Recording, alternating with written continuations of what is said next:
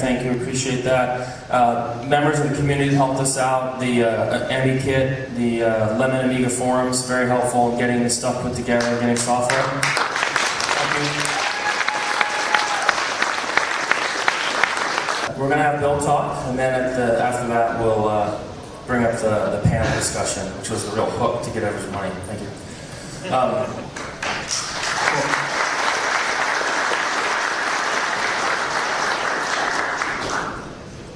I can only accept that kind of greeting on behalf of the people that I stand here as a proxy for. I mean, all this stuff happened because of so many talented people who dared to dream and really got into this thing and dedicated themselves to making this happen. And, you know, the one regret many of us had was that we didn't succeed in making the Amiga the absolute leader in a major segment of the computer industry, because it deserved to be, obviously. But when I come to something like this, and I see what's going on, I realize that we're still the leader in a segment of this industry. It may not be a segment that has had great commercial significance to many of us, but nevertheless it is a very important segment of this industry.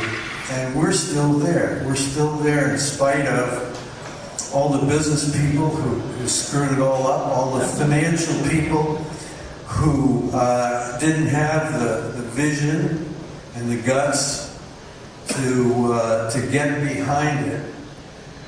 But in spite of all of that, we're still here. And I haven't been involved in this community since 1985. And yet to come here and be privileged to watch the incredible video over there. Just, I mean, let's give that video another hand.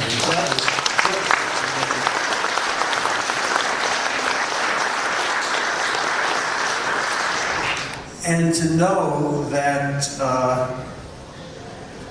that there really still is something that was the result of the original effort that I was privileged to play a relatively small role in. But there were two guys who played a very big role in that original effort, and unfortunately neither of them is here to share this moment with us. And so I'm sort of feeling like I'm here as a proxy to two of the most important people in the history of the Amiga computer. One is somebody I don't even know how you ever stand up as a proxy for, and that is the father of the Amiga computer, Jay Miner.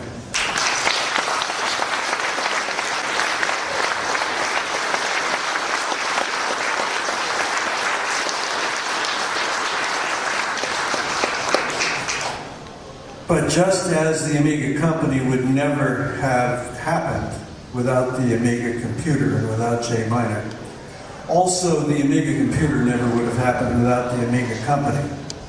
And the father of the Amiga company was Dave Morris.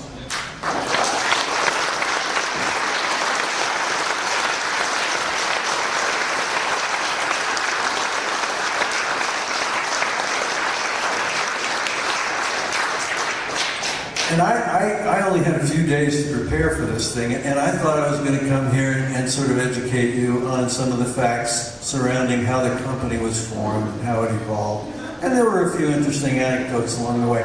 And I'm not even going to try to do that because, you know, the stuff that's going on with regard to the technology and the computer are way more interesting. I will put the stuff up, you can read it. And I'm just going to try to tell you all a few stories that might give you a flavor for what happened on the business side of this. I mean, you know, there's so much excitement around the technology, and there always was, that those of us who were working behind the scenes to try to make it happen were viewed as the suits. I still, I guess, haven't quite gotten away from that. Somebody said, you know, we're going to be dressed up. I didn't realize that meant take off the torn jeans and put on the good ones.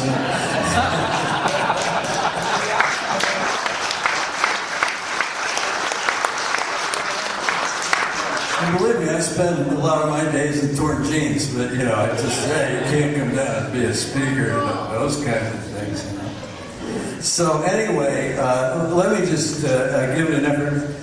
Before I do, though, there's a special member of the Amiga computer team that many of the original characters here know was a really important member of the team, and we are so privileged to have her here today. So I want to make sure everyone acknowledges Dave Morse as well, and a key person, the mother of the Amiga company, Lorraine Morse.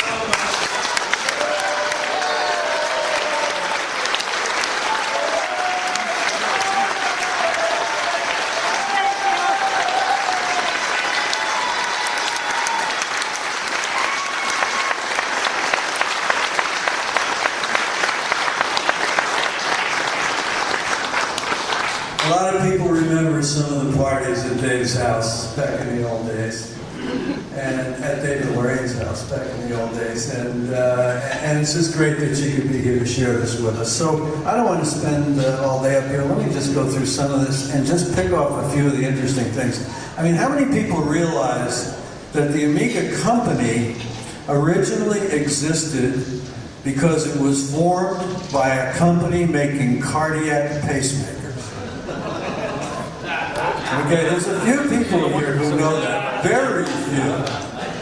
Jay Miner, way back in his career, had helped design some chips for a cardiac pacemaker. One of the early ones. It wasn't a very intelligent pacemaker. It was just the kind that if your heart slows down, they stick it in and it keeps you from slowing down too much.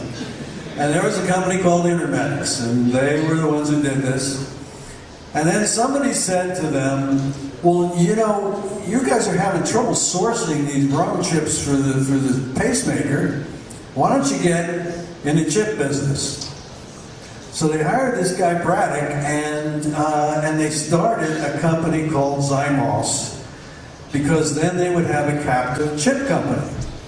The only problem is that the scale that you need to create for a chip company is much greater than what they needed for the pacemakers, so they found themselves with chip capacity, and the market that they thought was there really was dying. So then they had this idea, well, you know, why don't we start a video game CD-ROM company, you know, to compete with the Ataris of the world in those days. And in the meantime, here's Jay Miner working with his colleague from Atari days, doing what Jay called a personal supercomputer. You know, he was trying to create a supercomputer based on the Motorola 68000 that would be inexpensive, that would provide most of the capabilities of the very expensive workstations, but be a supercomputer for folks like you, who can just go out and buy one and use it to do whatever the heck it is that you want to do, whether it's creative, artistic, design, you name it, technical. And that was his dream. So these guys all went out and they found Dave Morse. Dave Morse was at Tonka. Okay, Tonka was a dominant brand in the toy business, as you know, especially if you have little boys, you know, especially in those days. Maybe some of you grew up with Tonka toys, right? And Dave was getting frustrated. He was running marketing, and he was getting frustrated because he saw the electronic future, and they didn't. And he told me once that he had Nintendo teed up to partner with Tonka to be the US and Canadian representative for Nintendo. That Tonka's position in the distribution channel was so strong that Nintendo thought, wow, these would be the best guys to bring our product into this market. Dave took that proposal to management and just got totally shot down. And so that, I always felt, as Dave told me these stories, was the straw that broke the camel's back. Anyway, one day Dave calls me and he said, guess what, I'm here in Silicon Valley, I'm no longer in Minneapolis, and I've been hired to run this new computer company.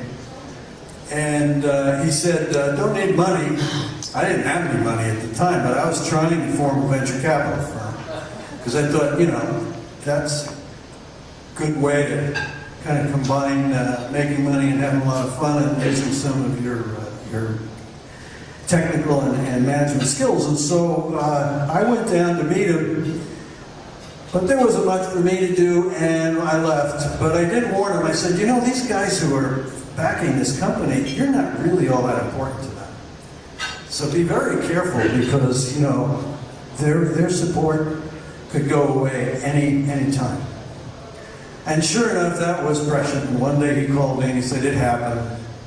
These guys have gotten into trouble in their pacemaker business, and they're putting the squeeze on everything that isn't central to the business, and we've been told that we no longer are going to be supported after a certain date. Now, just to put this in a time perspective, this all happened in '83.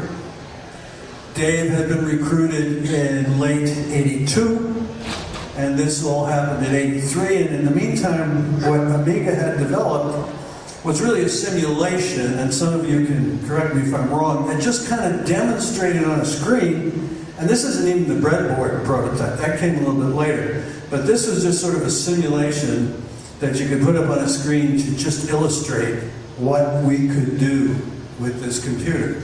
And it was beginning to create quite a buzz in the Valley. So I get this call, Dave says, okay, maybe you can help me. And I go down to a meeting. I get to the meeting, and it's a management meeting. And there was this sort of table, and I went in, and the guys, most of them were already assembled. I think Jay was already in his place. And I went to sit down next to Jay, and everybody said, no, you can't sit there. I said, why not? They said, because that's Mitchie's seat.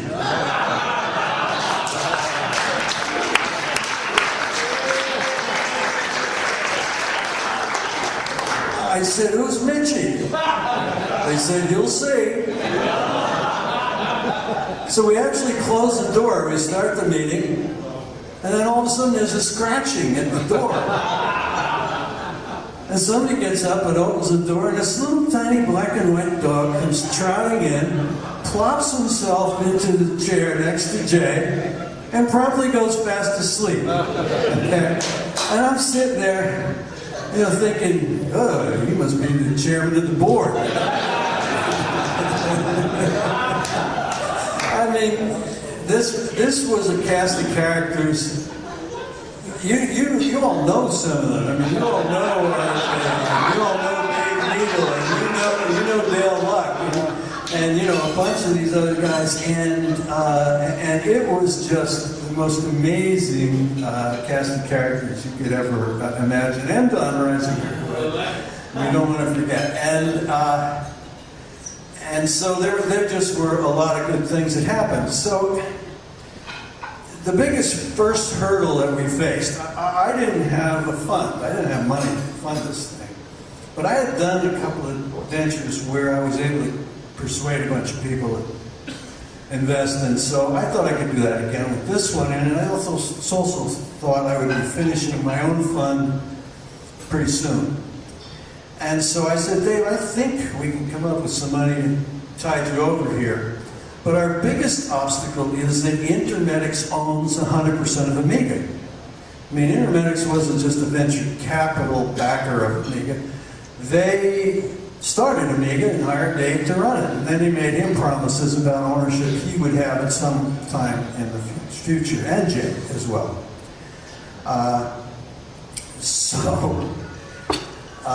We tried to get them to come to the table, and they kept putting us off. And then finally we get a call.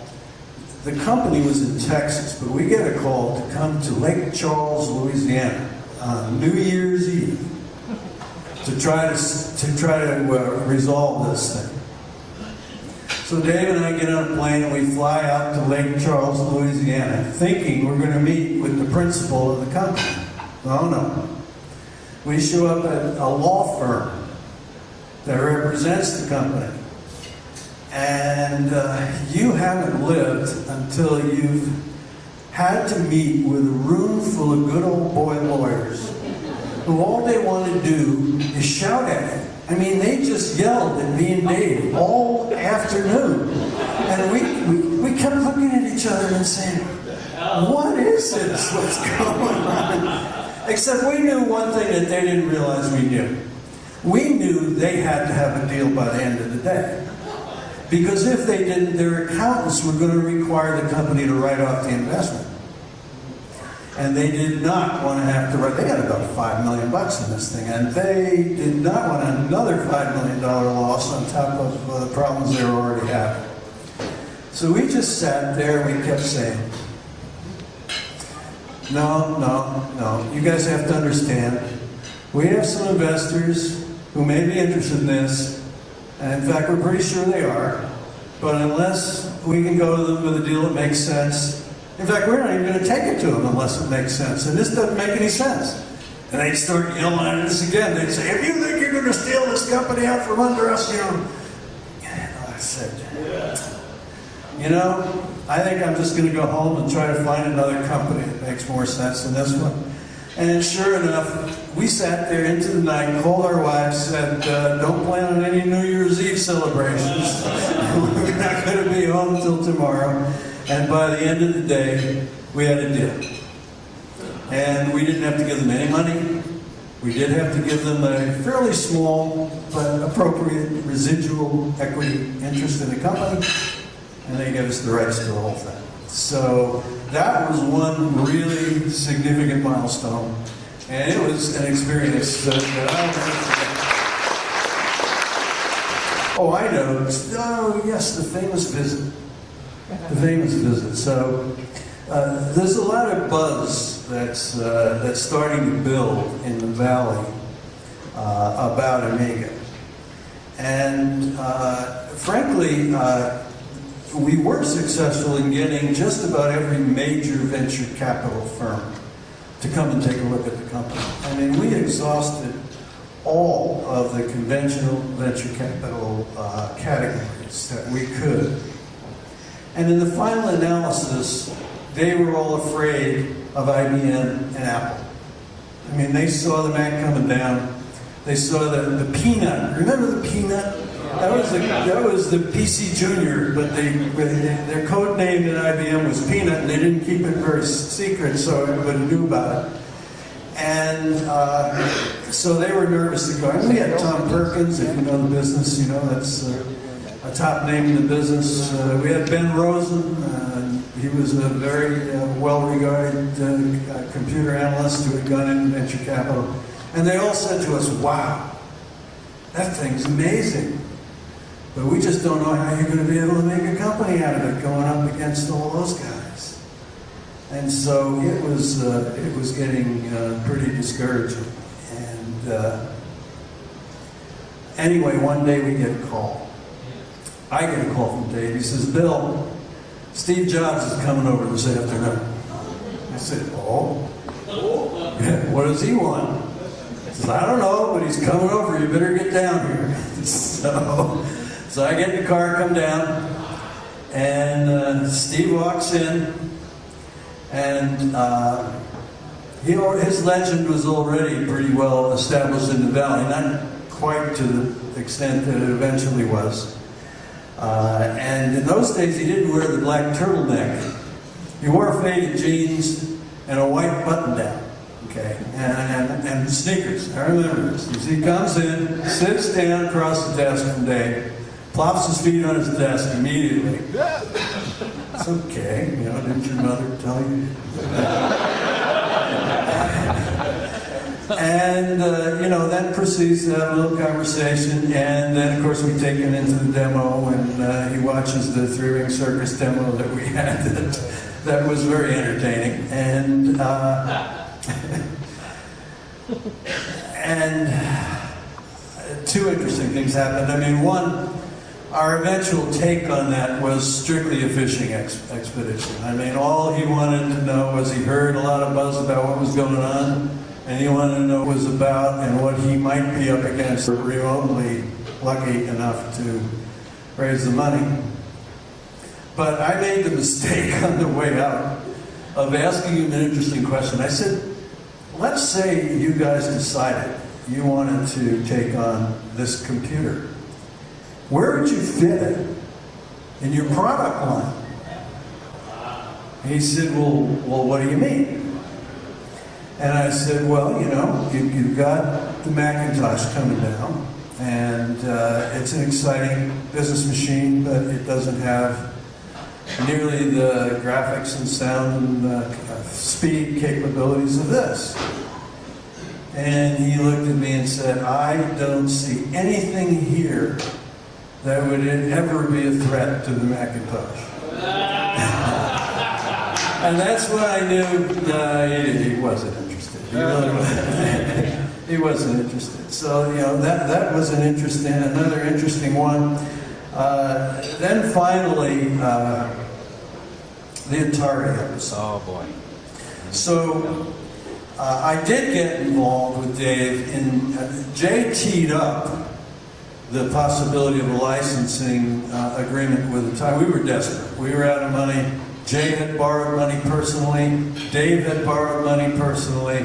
And I had invested as much as I was allowed to invest by the fund that I had then raised. And so we didn't know where we were going to turn for our next dollar. And this opportunity to negotiate a licensing agreement came up. And you've been told in the video about how it went. But interestingly, the actual negotiations were done by someone other than Jack Tramiel, and Jack Tramiel really came into the picture later. Yes, the amount of money was correct. It was $500,000 that they had loaned us, and we were in the process of trying to negotiate an agreement, and as they realized we had less and less choice, we felt that they were pushing the agreement more and more in their favor. The last thing we wanted to do was enable Atari to compete with Amiga. We wanted to give them a segment, a video game player that was just a video game player. And we figured, well, you know, having another machine with the same platform might actually be attractive to software developers and might make some sense. But let's not let them do a computer based on this. And they kept pushing in that direction. Finally, we decided we can't do it. But we needed an answer. We couldn't just tell them we can't do it, because then they would just take possession of everything. And so Commodore came along, and I actually went with Dave to deliver the check. So we called the Atari guys, and we said, we're on our way over. And they thought, you know, we were on our way over to present them with the keys to the kingdom. And instead and they had no idea that this was coming. And instead we walked in and put a $500,000 check on the table, okay? And this guy started stuttering, and he said, well, I'm not going to accept that. I can't accept that. And I said, well, you have to. You know, we brought this check. It's made out to you. You got to take it. No. I said, not going to accept it. I said, well, I guess we better call our lawyer and find out what we're supposed to do under this circumstance. So he said, yeah, well, I got some phone calls to make too. So we split up and we agreed to come back together. We're still at Atari. And our lawyer said, leave the check on the table and walk out.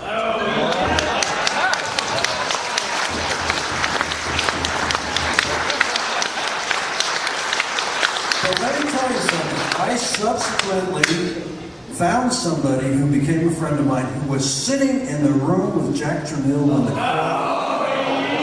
when the call came in, and he didn't realize the significance of it. And he got a call from one of his underlings and said, these guys have just delivered me a $500,000 check. What should I do? And Tremille said, when somebody gives you $500,000, you take it. So in the game of war, business is war, I think we won a little battle there. Now, when he realized what had happened, he sued us. By that time, Commodore, he sued Commodore, he sued a lot of the guys in this room, basically.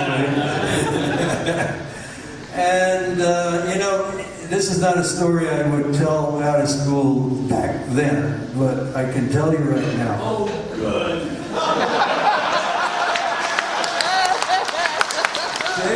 Dave and I have spent hours and hours with the lawyers rehearsing our testimony for this trial. We were really ready to go to trial. And I got up that morning and I got dressed in my best suit and my tie, and I was going to be Mr. Sincere. And I'm ready to go down to the court. And I get a call and it says, Commodore settled last night. And I said, well, I guess that's good, but our lawyers were telling us we were going to win this. And of course, you can't always believe that either. And, you know, the check is in the mail kind of deal.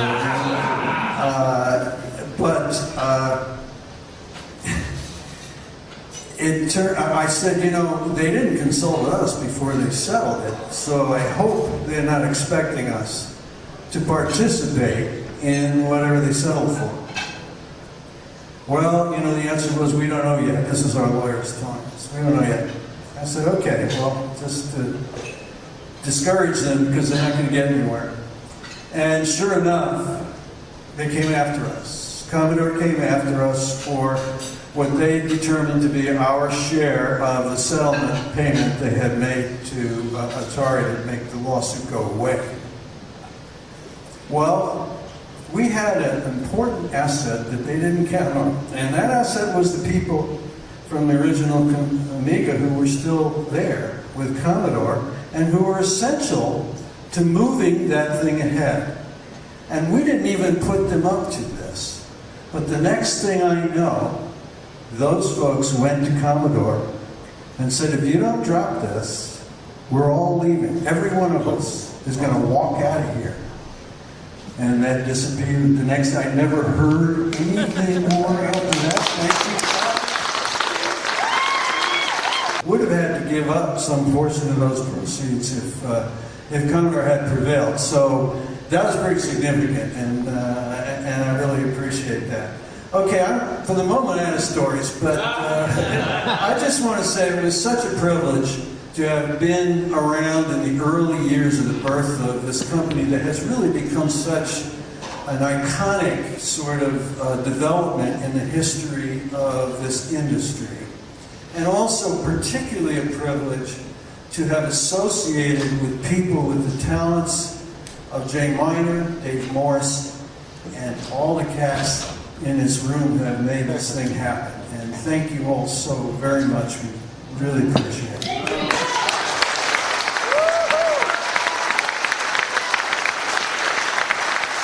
So I want to ask folks to come up to the stage. If they're still here, they might have gone out partying already. Dave Needle, I see you, Dave. Mr. Luck, would you please join us up here? You can bring them both, it's cool. I think Ron's still here. Ron, you want to come up? And Andy Finkel. Andy, are you here? Yeah, come on, Andy. Come on up. I was looking for RJ. Carl, please. Carl. RJ, is he still? RJ, there's RJ. Perfect. But we're here, and we're going to have some fun. So, I'm realizing that I really don't need to moderate you guys much. You probably have a lot you want to say. So I'll probably just give some parameters, and we'll just get started. It's about 9:17. I want to go for, let's call it 9:50, and then we'll have some fun at the end. And I want to ask a question, and whoever wants, it's like what's that game? Like you have to hit the buzzer first, Jeopardy. One of the things that I've learned has been very interesting is I'm chasing the startup dream, just like you guys did. Like going to small companies, trying to get stock options, and I'm realizing how similar it is now. And I didn't quite equate that it's the same stuff. So my question is, where were you right before you joined Amiga? And why did you take that leap to join a company that the funding looked marginal? You know, you're always trying to place your bets on whether or not the options are going to pay off. So whoever wants to get started, Ron looks like he's ready to go. Well, I'm the first, and I might be a good follow-up for that Steve Jobs story that was just told, because there have been lots of movies about Steve Jobs recently, and actually some of them are pretty true to form about his character. Dan Kotke also is a friend of Steve Jobs and also a character in, I think, all three of the Steve Jobs movies. And he had a lab bench 2 down from mine. And I was playing with one of my wire-wrap boards. I forget whether it was for the clock or disc control or something like that. And Dan Kotke was playing with one of the Mac type motherboards and doing something interesting to it. And Steve Jobs comes up and looks at it and goes, "What are you doing?" That's always scary when Steve Jobs asks that. Dan Kotke explained, "I'm putting on a test connector." "What for?" He says, "Well, I just wanted to, experiment with some signals and what they do, maybe add, a color output test device." Steve Jobs looks at him and goes, "The Mac will never be a color machine. We don't need to do a color Mac." That was just a few days before Jay Miner had Dave Morse call me up, so I had a different opinion than Steve did about how to make a great personal computer and game machine. How do you turn this on? Oh, it is. It's just like that. Just like that. It just works. Too bad I'm not a hardware guy. Not a good hardware guy. I was doing some arcade games with Stan Shepard, who is here. I know you're there somewhere. Hi. And someone in the arcade game business introduced me to this company called Amiga. I don't remember who that was. And said I should go take a look. Stan and I go down for an interview with Dave Morse. And I am one incredibly stupid airhead jerk ass of a guy. And Dave sends us out. But I saw the whiteboard. I saw that architecture on the whiteboard. And it was clear I had to do that. Called him back the next day. Well, you've heard the story. I think it was part of the film. Called him back the next day, apologized like crazy. He sent me into Tom. What was Tom's last name? Cahill. Sends me into Tom Cahill, the guy who's running the lab. He puts me to work sweeping the floor and putting parts in boxes. So what I was doing was a reasonably successful arcade game thing. We had a couple of hits. We had money. It was good. But I saw the whiteboard. And that was it. Had to be there. Oh, okay, you guys, I'm sorry. I gotta do something I've been wanting to do for a little while. I'm sorry that I'm interrupting this to do this. Don't do this. We've lost 3 of the heroes from the Amiga group in the original heroes. We lost Dave Morse, sadly. We lost Jay Miner. We lost Rob Peck, who was a great documentary. Amazing.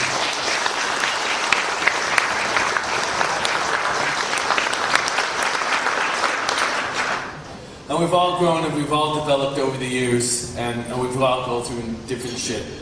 I just want to do one real thing, just for a moment. Please forgive me. But of all of the guys that have been through a lot of shit that deserve to get a kiss on the head tonight. And I'm sorry to anyone else who might feel like you also might deserve a kiss on the head.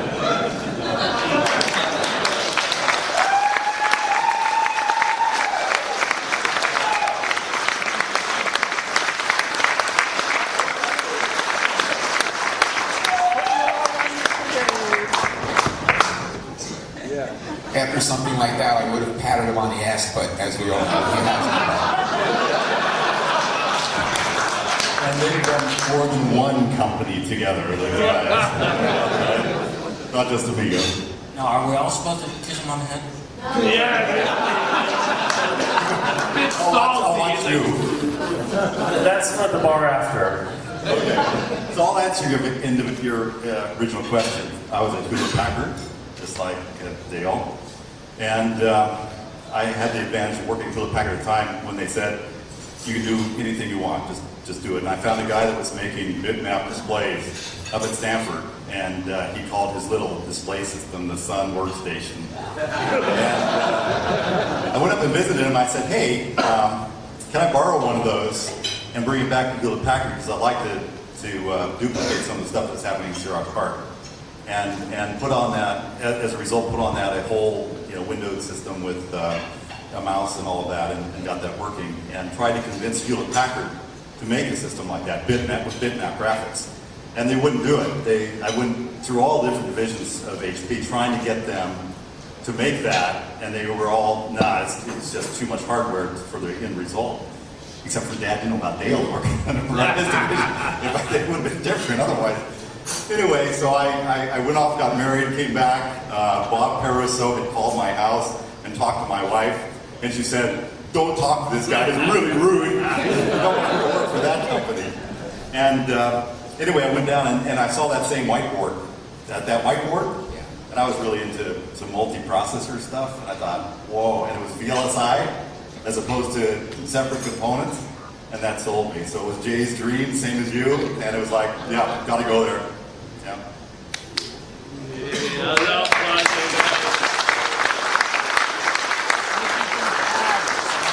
My story is a little different. I was working at Commodore at the time, and my boss, Martin Shabilsky, came to me and said, we're thinking about buying this company. And he gave me a bunch of stuff, and we were a bunch of video game programmers, 8-bit stuff, kind of small, and we loved the Amiga specs and the preliminary operating system docs, and say, oh my God, and do you want to buy the company? Yes! And so that's how we, that was my introduction to the Amiga. And after Commodore bought the Amiga, they sent us out to absorb the Amiga culture. And hopefully You will be assimilated. we definitely were assimilated, and it was a life-changing experience.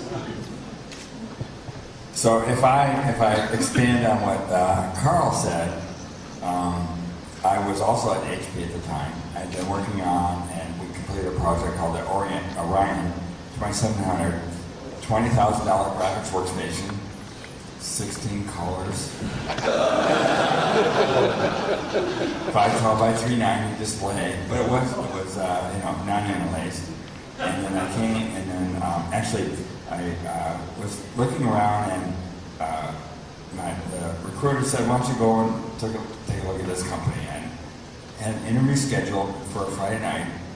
HP has this, at that time, had a reputation of Friday night beer bus.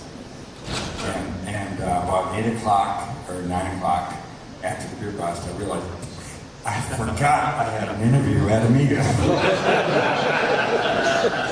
So I called up, apologized profusely to Bob Peruso, and he said, no problem, just come in next week.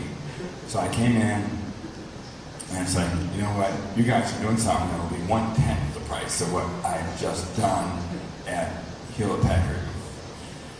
From 20,000, less than 1/10. It's like, it's going to be $1,000. Same, and it's programmable, it's all this stuff. And I'd actually been working on a programmable version of this workstation. It's like, you know what, this is something I need to be in on.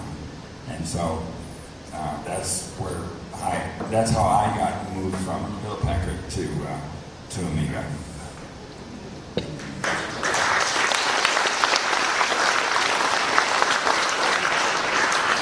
So that was the very beginning. Now I want to go till today and ask the question. You might require a little reflection.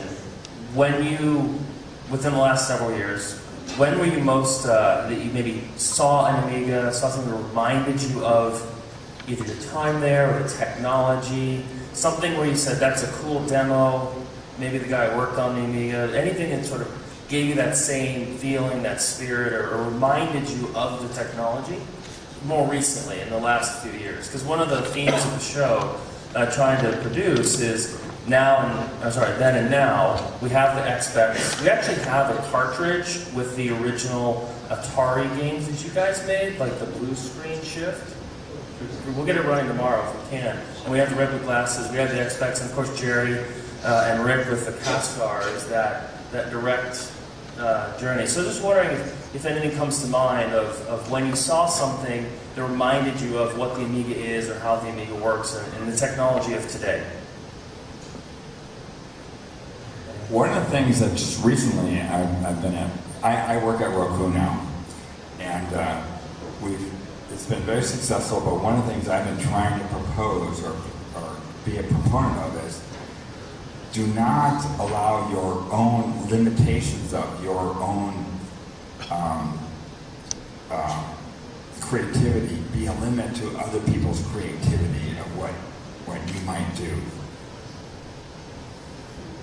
So if you are like working on something and you say, oh, no one will ever do that, don't think that. Someone may want to say, you know what, if I do that, I could do this. And do not put boxes around what you might be able to do.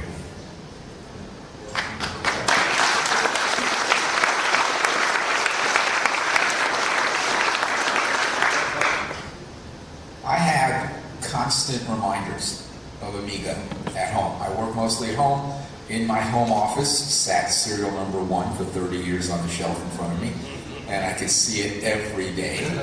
Hanging on the wall, and I have the drawing here, is a piece of art Jack Hager drew for me when they were testing different printers in the top best quality of everything that there was. And it's just a delightful photo of two people walking down the street looking up in the sky at a flying saucer photo. It was a drawing. And even back then, it was pretty good for the day. And every time I ran into a roadblock or a problem or a silliness on the PC or the computers or the stuff I was working on, the incredibly expensive systems at Oakland Airport where I helped work out some flight issues, I was always reminded, Amiga did it better. We had something that made this easy. We could do the 3D graphics, we could do the tracing, we could do the math, we could produce outputs. We always did it better. And here are these incredibly expensive systems that were junk and were hard to use. And so for me, the technology wasn't just recent, it's been consistent and permanent.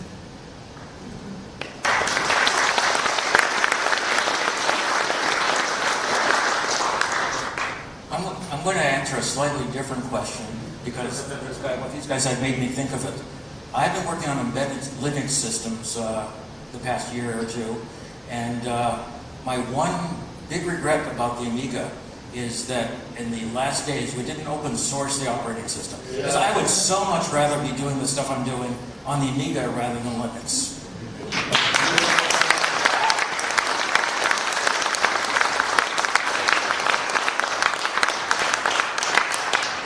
So why did that happen?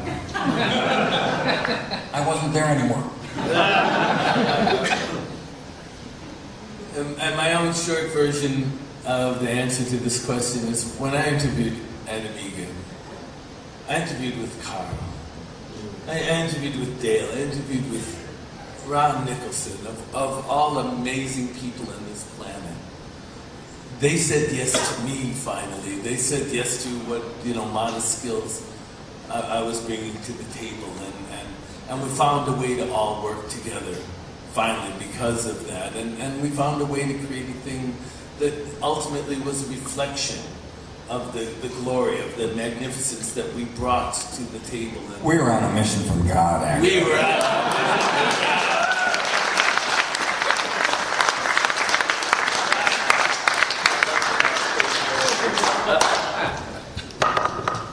Well, my story's a little less inspiring and more in terms of business.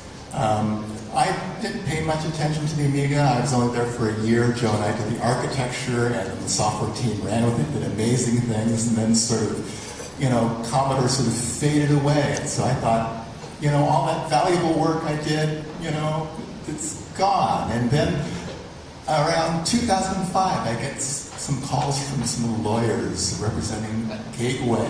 And HP had sued them, so Gateway said, oh, we have patents we can countersue.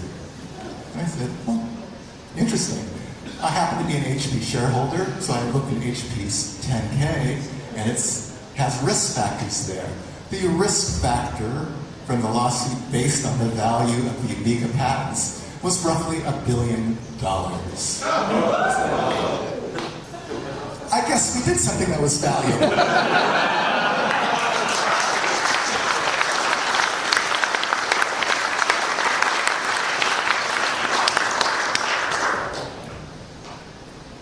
But your question was, what have we seen like it since then? It reminded you of it. Reminded. So, Yeah. so for me, the most amazing thing about the Amiga was the creative talent of developers that came afterwards. So, we all were involved in the creation of it, but then, we just started the snowball rolling. And it was all these developers that had all these crazy, amazing ideas that added to that. There was a creative factor to the Amiga that's almost unequaled in history, I think. And these people did just the most. You had a little tiny floppy disk, right? It held almost nothing. You had almost no memory. And yet you could put that in there and watch these crazy Euro demos that would run for 20 minutes, Amazing soundtracks and graphics with all the flashing, all that kind of stuff, and I would just be floored. Just what kind of talent people got behind the Amiga at that time. And I don't think, it was just that point in time, just that point in technology where that kind of thing could happen. You can look at today and you can say there's sort of a similar thing happening with phones where, so many people are creating apps and they're putting them on these phones. And some of these things are amazing. It's actually changing all of our society with, Uber and all these different things that are coming as a result. So that's another creative way. But look at the timing. I mean, it's been, 30 years since it's really, it was ahead of its time. So if you go to YouTube, you can look at the Revisions 2015 playlist for the Amiga demo competition. Just put it up there. It's a lot of fun. So, I don't know, this is another tough question, but what's your favorite computer? Why? Operating system. I know there's a lot of them say 1000. There's a few others in there, I know. I'm not going to answer that question. But I will say, one of the things that we wanted to make sure is that we were not in the way of anybody trying to do anything really great with the Amiga. We tried to set everything up, get all the graphics working, get all the audio working, and just let the developers go to town. Just do what you can with the Amiga, because we wanted to release the performance, the power of the Amiga to just make wonderful things. So we did not want to be in the way. We wanted to make it easy to get access to the hardware, but we wanted to make it easy to do wonderful things with the hardware and do the displays and the audio. That was one of our key things, is make sure we're not in the way and make it easy to get the stuff out. But you didn't answer the question. I don't know what you're answer the question. Go ahead.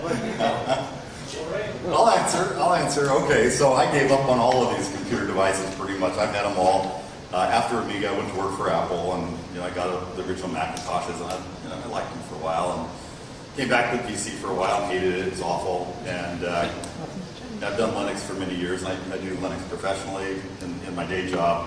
But at night, actually, I use a little SoC. It's called Odroid. I don't know if you've ever heard of it. It's like the size of there's one. It's like the size of a box of cards, and it works great. It does run Linux. I wish it was maybe something Amiga derived. Maybe someday it will help. That's my answer, though.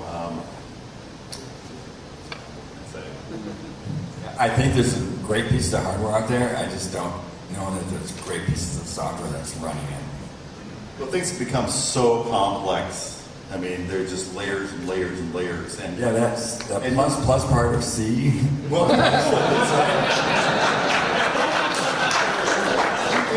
I do a lot of device driver stuff these days, and I just go through layers and layers and layers of crap, and it just pisses me off. The software is like a factor of 100 slowing down the PCs, the CPUs that are a factor of 100 faster, so we really haven't gained that much. Yep. So we're looking for a little controversy here. Let me ask, what do you guys think? So I would say Windows.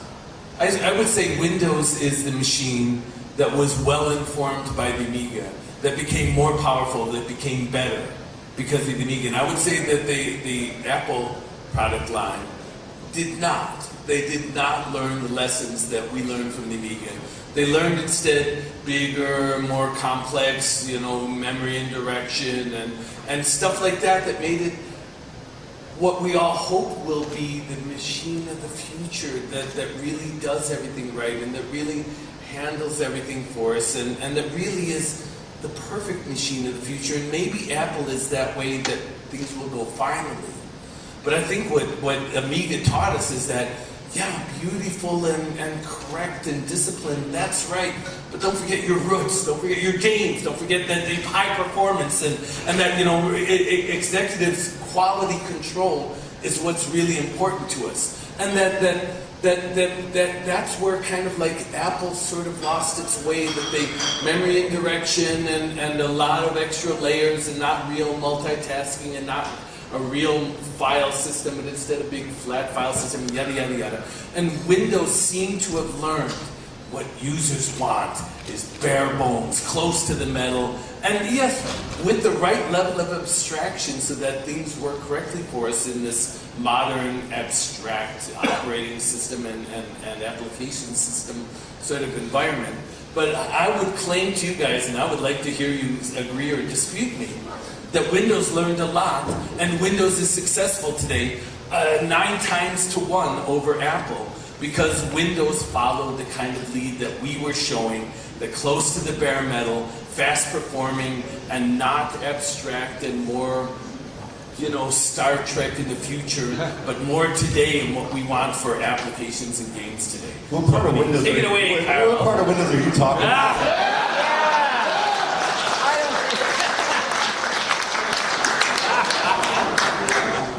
What number? My brother constantly reminds me that he doesn't need to run an Amiga because the Amiga actually won. If you look at architecturally, the way systems are designed today is the way that you guys did it. It is not the way the systems back then were. Is that right? You want to comment on that?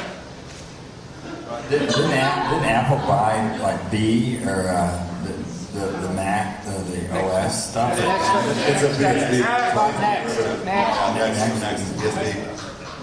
So they finally got preemptive multitasking again, because they had it on Lisa, but they gave it up on Mac. Yeah. And BSD is a more pure version of the Unix implementation than Linux. And It's so actually real Unix. It's real Unix, yeah, and it actually started out pretty well. Well, real Unix doesn't make it better. We need real-time stuff, what we're doing. But so what I think Apple did right though was, when they came out with OS 10, and you had the shell, and it was really honest to good shell, not just DOS crap. Okay. But they also did the windowing and everything, and those worked really well together.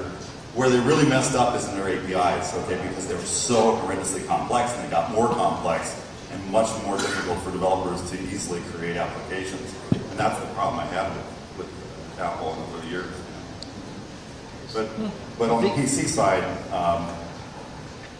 I think Windows took advantage of just the faster processing. Yeah. And just got fast because they got gigahertz processors and gigabytes of RAM.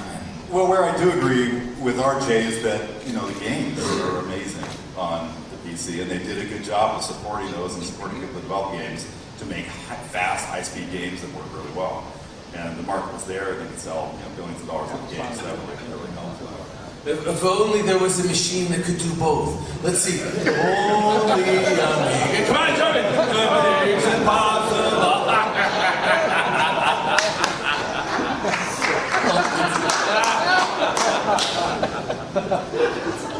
Sorry.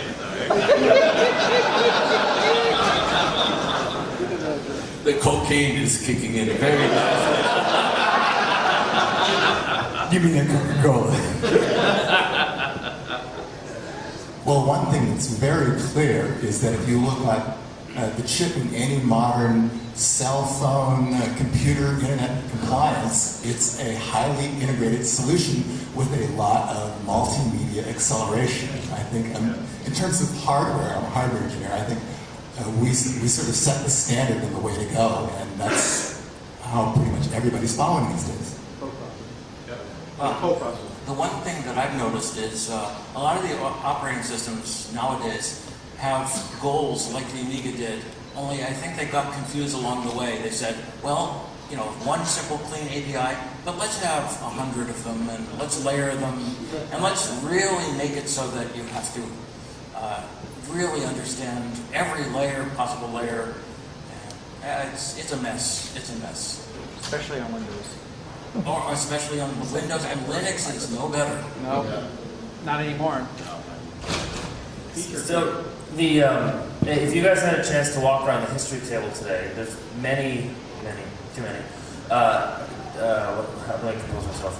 There are many directions that the Amiga has taken, and they have storied pasts, and some are better or worse, however you feel about it. But we are where we are today, and I would ask you guys to think about what kind of a message might you give to the developers of the Amiga today. If you're talking to guys working with MorphOS, or AmigaOS, or AROS, or the FPGA guys, you know, working on the hardware, is there anything you'd say like, you know, do this, or, you know, think about this aspect? Because they will watch.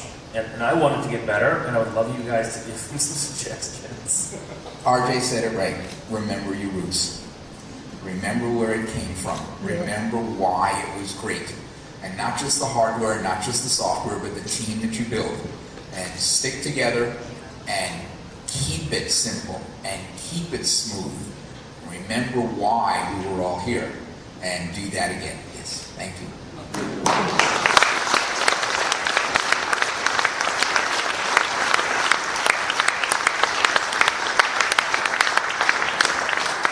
Back in Amiga, we looked at I'm primarily software, but we looked at the things from the point of view of hardware and software when we thought, well, you know what, maybe we could make this work a little bit faster than the hardware, and we made those trade-offs. It's, you know what, let's see if we can move that function to hardware, relieve that issue with the software, like for instance, put a line draw or something like that, and we could.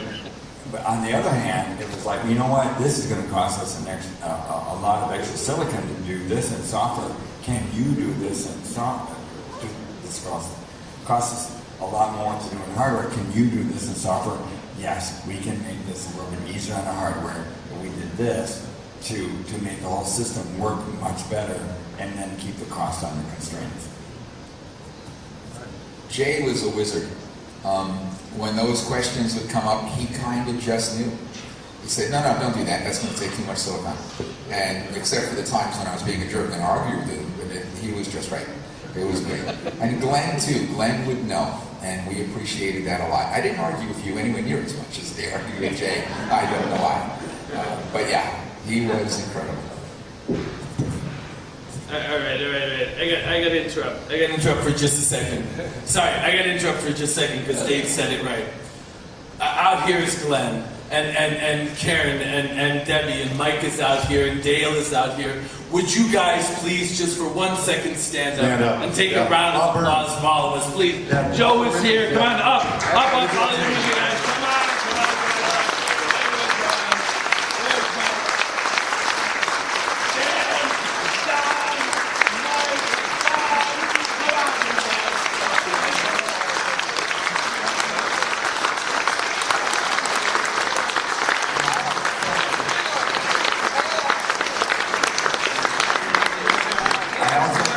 Say that there was an incredible group of engineers that were at Commodore, based in Westchester. There were incredible, great bunch of engineers there as well. That we owe a debt of gratitude to keep things going on, to improve the software. Anyway, you guys deserve it to be up here as much as we, and it's not exactly balanced, and just so that everyone feels the same love that we're feeling here. Thank you.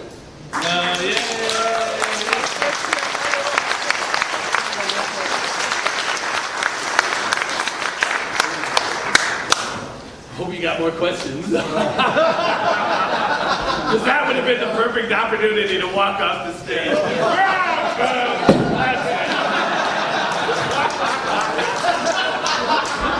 It makes me think of the day I met RJ. I'm in the Amiga lobby, and I'm talking with Dave Morris about something. I don't remember what. And he and I are standing, I don't know, maybe 10 inches apart. And a blur of tallness and who knows what zips into the room, breaks between us, pushes us apart, and says, "Out of my way, I'm a busy guy."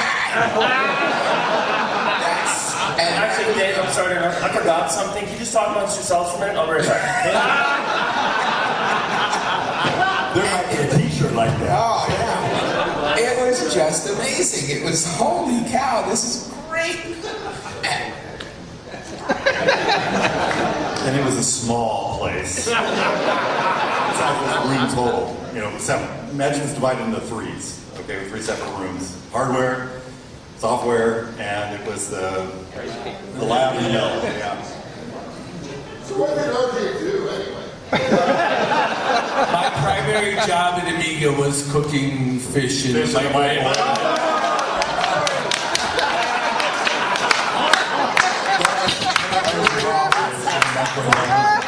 Don't ever do that.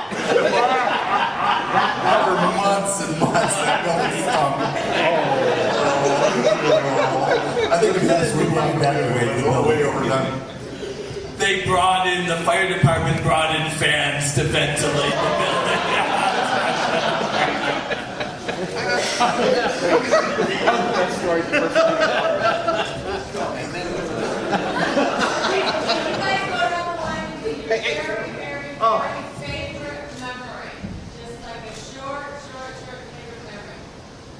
Short favorite memory.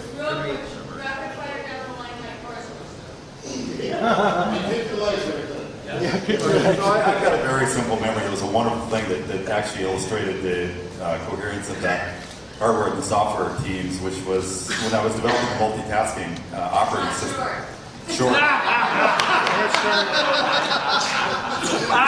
than you think. I went to this guy here, Glenn Keller, and I said, "Hey, I need a bit. I just need one bit in hardware to do something within the operating system." And it's like, if you could get me this bit, I could save so many cycles of the CPU. And he said, yeah, we can put that in there. And that made such a difference to me. And I know that Dale would do the same thing, go over to. So the ability to talk to the hardware team and have them listen to the software guys was just an amazing part of that. For example, the blitter. Yeah. And when all we got, as a software engineer, all I got was, these are the documents, this is what the blitter's supposed to do. So, we had no hardware. So, and I had to write software to drive this non-existent hardware. And so, what would a software guy do? Well, he'd write an emulator to emulate the non-existent hardware. And when I wrote the blitter emulator, over the course of a few days, I realized, you know what, and being doing graphics in the past, you know what, if I just tweak this little thing here, made this change here, I can make this blitter draw lines. And so, like 10 days before CES, I tell Jay, you know what, Jay, we could draw lines in hardware. It'd be so much faster than doing them in software. And everyone was against that. Because the hardware was done, and we were getting ready for CES. And Jay was told that he needed to take me to Denny's and convinced me to drop the whole thing. So Jay and I went to Denny's, he bought me lunch, and I said, Jay, all we need to do, I have this emulator, all we need to do is change this, register to do this, and because I wrote this thing, and we came back and Jay said, let's do hardware line draw.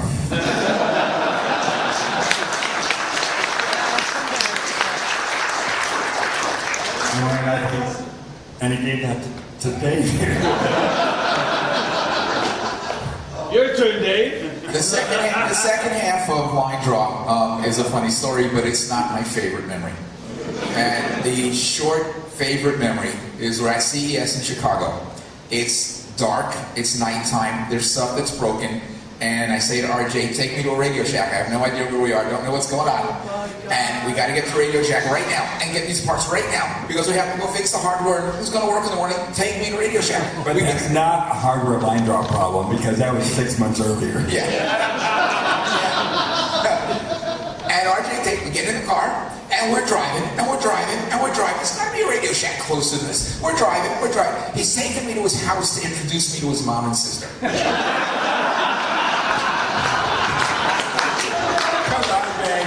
So Williams Electronics, Sinstar, Defender, Joust, all that great stuff. And so he's got lots of family there. Yeah, his family was great, an incredible family. We're dirty and sweaty and a mess, and it's hungry, and it's nighttime, and we have to get this part or we're in big trouble. Nope, we take this car ride, we talk about life, how things are supposed to work, the universe, what's good, what's bad. It's like on our first date. Where are we? And we go in the house, and his mom's in there, your sister's standing behind the kitchen counter. His sister was beautiful. And somehow, he told his sister stuff about me that couldn't possibly have been true, because we get in the house, and she's just, oh, it's Dave. Yeah, but the weirdest part of the story is that my sister seriously was like, oh, it's Dave. But my mom is all like, oh, it's Dave.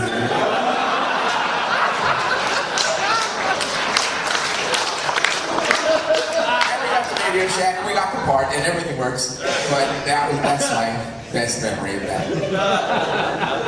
Second part is line draw. Okay, line draw. Yay! Go, Dave, go. We have, hour and a half before we have to pack up, and I'm exaggerating, to go to CES. Some crazy people in software land have decided that we should take apart the wire boards, go redesign stuff in the silicon, figure out how we're going to change the interface, break what works. Wasn't that bad? No way. What? Or wire. Yeah, no way. No way. We are not going to take that kind of risk. We are not going to do it no how.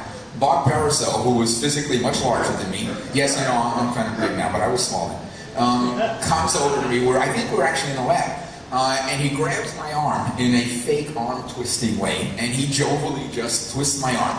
Oh, come on, let me twist your arm to talk you into doing this.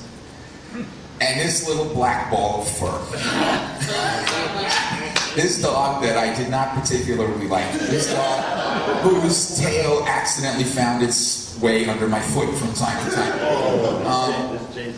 Yeah, there's Mitchie. Mitchie jumps to my defense. She leaps up on this enormous, gigantic Bob, and she's barking, and she's protecting me from this evil monster creature who is attacking me. It's a software monster. Software monster. So this dog, who I was never nice to, this dog who I never liked, saves me from the evil that was Parasol to destroy me, and it was just so hysterically funny. It was so great. How could I say no? And so I gave in, I said yes, and we did line draw.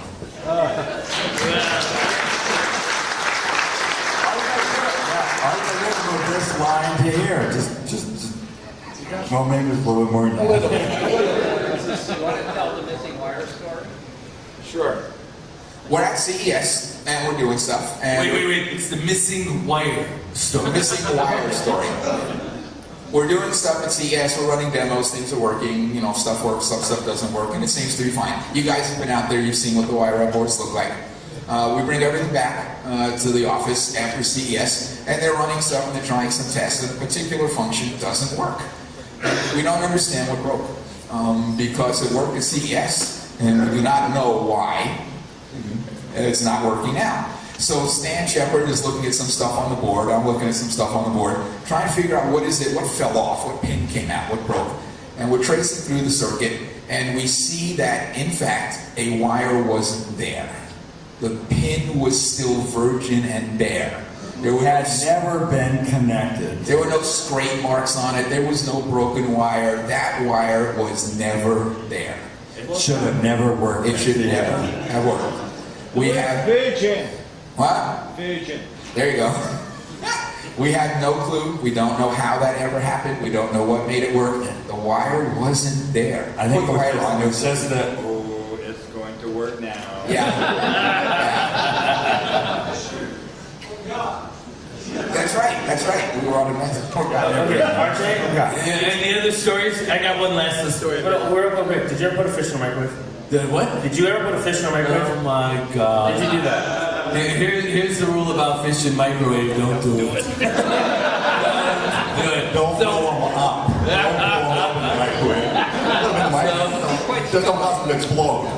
So fish spend their entire lives out in the sea, and they've got these little fish cells that are filled with liquid, and they get Oil. smelling liquid in their cells. And then when you put it in the microwave, and you Oil microwave in it, the cell. the cells all break down all at once, and then fish smell all comes out all at once. And, oh my God. I swear to God, we had the police, with the firemen, the fan blowing air out of the place. The people are crawling on their hands and knees, trying to get out without dying. It was so horrible.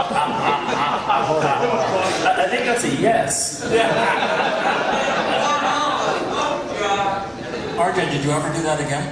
Yes, I would. If you come by my place for dinner this weekend, anyone wants to come by. Okay, one more quick thing. Because there's a bazillion other people that we haven't even drawn attention to. Bill's here, Mike's here, Sam's over here. There's a million other people in this room that were.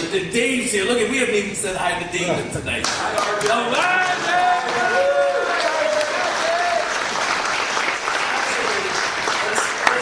Let's do a photo. Everyone come on. If you as a developer, come on. Karen, come on. Come here. I got a sign for us we can stand in front of. I was trying to get the check mark. I don't know where it is. The point I'm trying to make is it's not just us. There's 7 people on this stage. We can't believe the amazing crew of people. Get up here. Come on, you gotta come up here. No, please. All come the up here. Commodore, Amiga 1000, everyone.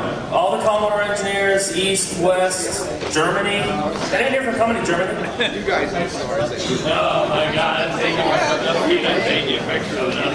Steve, Alex Carmona. Is Steve Scully in the building? Where's Steve? Where's he?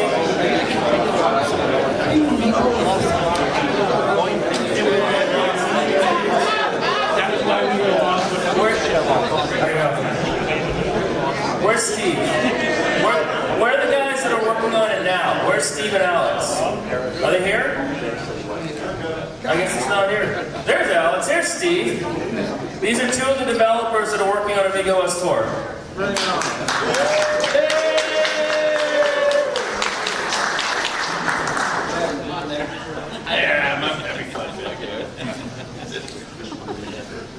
So, we were doing this to honor you guys and what you created. And we have to sit up all night again.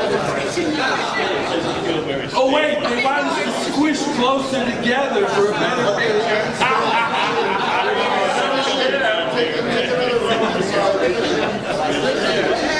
Oh good, yay! Thank you, Joe. There he is.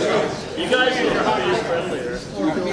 Okay, even if you weren't involved in the meeting, come on up. Hey guys, if you cannot see me, I cannot see you. Who are you? You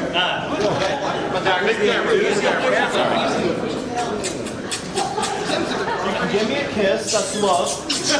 RJ, put it down. Okay, you I was talking to Sam, not you.